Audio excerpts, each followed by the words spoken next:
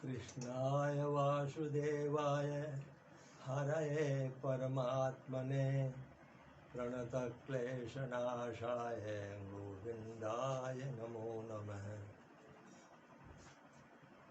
नमो ब्रह्मण्यदेवाय गोब्राह्मणहिताय च जगद्धिताय कृष्णाय गोविन्दाय नमो नमः। नमामि यामिनीनाथ लेखालङ्कृतकुन्तलां भवानीं भवसन्ताप निर्वापनसुधानदीं जनकसुता जगजननी जानकी अतिशय प्रिय करुणानिधानके ताके जुगपद कमल मनावऊँ जासु कृपा निर्मलमति पावऊँ जासु कृपा निर्मलमति पावऊँ। एक जिज्ञासु ने किसी महात्मा से पूछा कि जो साधना में सफल होना चाहता है उसे क्या करना चाहिए। महात्मा ने बताया कि जितासन, जितश्वास, जितसंग और जितेंद्रिय, ये चार प्रकार से जो सफल है वह साधक सफल हो सकता है।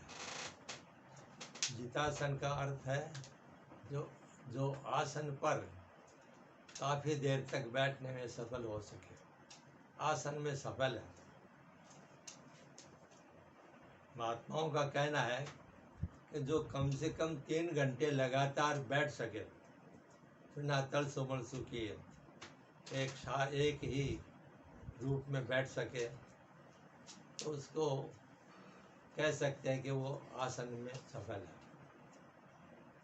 जो बैठे ही नहीं सके, एक साथ कई देर तक बैठ ही नहीं सके, वो मंत्र जाप तो कैसे कर सकता है, कैसे और दूसरी प्रकार की साधना कर सकता है।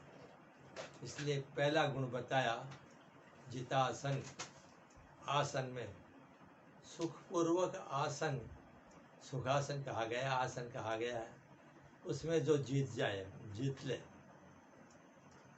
दूसरा जित श्वास, जो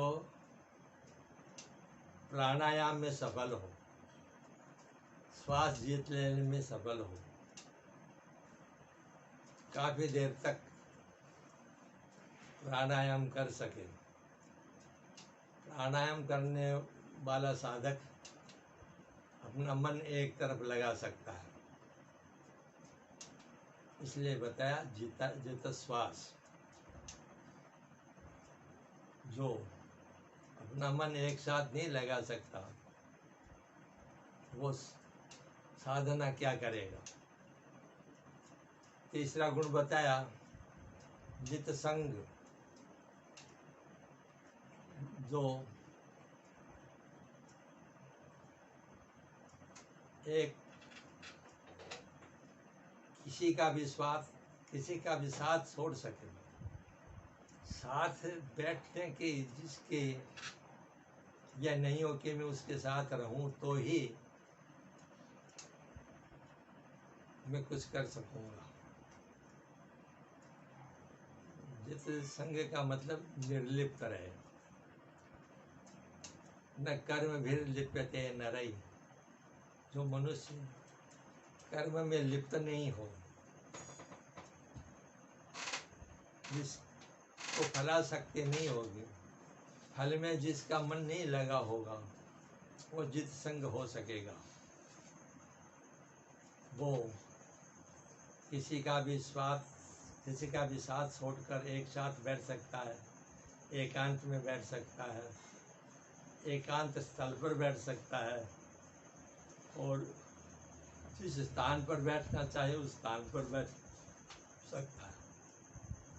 तो तीसरा गुण बताया जित संग, और चौथा गुण बताया जितेंद्रिय, अपने इंद्रियों पर जिसका अधिकार हो, जिसका जिसकी आँखें उसके बस में हो, अपने इच्छा अनुसार चाहे जहाँ जाने की इच्छा करे ऐसा न हो, जिसकी रसना जीभ चाहे जैसा बोलने के लिए स्वतंत्र न हो, या चाहे जैसा खाने पीने के लिए स्वतंत्र नहीं हो, जो ये इस बात के लिए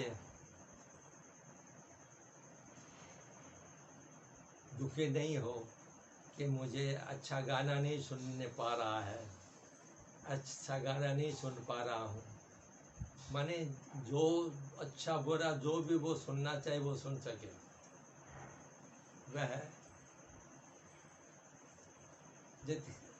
अपने चक्षु, अपने आँख, अपने कान, अपने नाक, श्वास जैसा सूंघना चाहे उससे भी अपने मन को निर्लिप्त रह सके और अपनी इच्छा अनुसार जो अपने आँख, कान, नाक और मुंह को एक सभी इंद्रियां एक ही काम करती है, पर रसनेन्द्रियां दो काम करती है। रसनेन्द्रियां खाने का काम भी करती है और बोलने का काम भी करती है। ये मुंह ये खाते भी हैं और बोलते भी हैं। तो जो जितेंद्रिय हो, ये कर्मेंद्रिया है, ये ज्ञानेंद्रिया है, इसके अलावा कर्मेंद्रिय जैसा करना चाहे, जैसा बैठना चाहे, जैसे अपने इन कर्मेंद्रियों को काम में लेना चाहिए वैसा कर सके, वो जितेंद्रिय है। तो महात्मा ने ये बताया कि साधना में सफल वही होता है जो जितासन हो, जित श्वास हो, जित संग हो और जितेंद्रिय हो। ऐसा अगर हो सके तो वो निश्चित ही अपनी साधना में सफल हो सकता है। जय